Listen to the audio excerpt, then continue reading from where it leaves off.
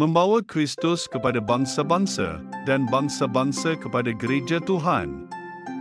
Nilai Alkitab 15 Oktober 2025.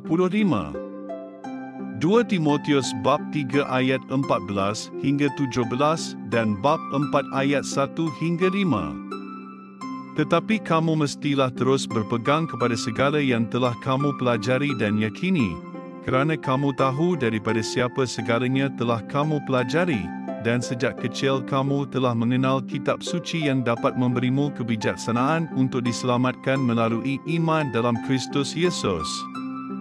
Seluruh kitab suci diilhamkan oleh Allah dan berguna untuk mengajar, menegur, membetulkan dan mendidik ke arah kebenaran.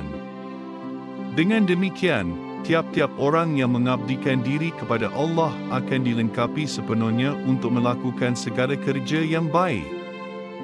Di hadirat Allah dan Kristus Yesus yang akan menghakimi mereka yang hidup dan yang mati, dan demi kedatangannya serta kerajaannya, aku menyerumu, beritakanlah firman Allah, bersedialah pada setiap masa, baik masanya sesuai mahupun tidak.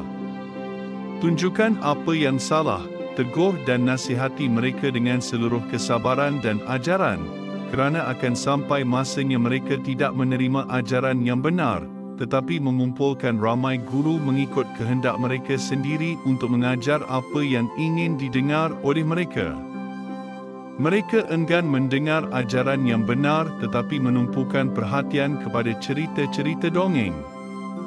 Tetapi kamu, berwaspadalah dalam segala hal, tabah menanggung kesusahan, jalankan kerja menyebarkan Injil dan laksanakan tugas yang diamanahkan kepadamu dengan sempurna. Saya bersyukur kerana diberi sebuah Alkitab ketika masih kanak-kanak lagi. Keluarga saya jarang pergi ke gereja dan saya hampir menjadi seorang kafir dalam konteks Amerika yang moden ini. Akan tetapi, sebagai seorang yang gemar membaca, godaan membaca sebuah buku tebal menarik minat saya. Jadi, saya mula mengunci diri di dalam bilik air pada waktu malam untuk membacanya secara diam-diam. Sebelum saya sampai ke kitab Mazmur, saya sudah percaya kepada Tuhan. Saya sudah mengenal Yesus dan mengasihinya dengan segenap hati walaupun saya dibaptis hanya selepas 3 tahun kemudian. Sebuah hadiah Alkitab telah mengubah hidup saya selama-lamanya. Paulus tahu kuasa firman Tuhan yang mengubah hati dan memberi kehidupan baharu. Roh Kudus dapat membawa keselamatan kepada mereka yang paling tidak diduga di dalam bilik air yang berkunci juga.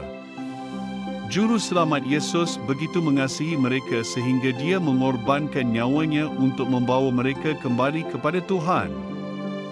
Mereka dapat belajar bagaimana Yesus bangkit semula dari kematian dan juga dia akan membangkitkan kita seperti janjinya kepada setiap orang yang percaya kepadanya. Jika berita baik ini disampaikan, ia akan menembus telinga dan hati mereka yang sedia mempercayainya. Bagaimana pula dengan kamu? Adakah kamu mengenal firman Tuhan? Adakah kamu memberi peluang kepada orang yang kamu kasihi untuk mendengar Injil, sama ada melalui percakapan, bahan bacaan, musik atau video? Tuhan telah memberikan kita satu anugerah luar biasa, yaitu firman-Nya dengan suaranya sendiri supaya kita dapat mengenal Yesus yang begitu mengasihi kita.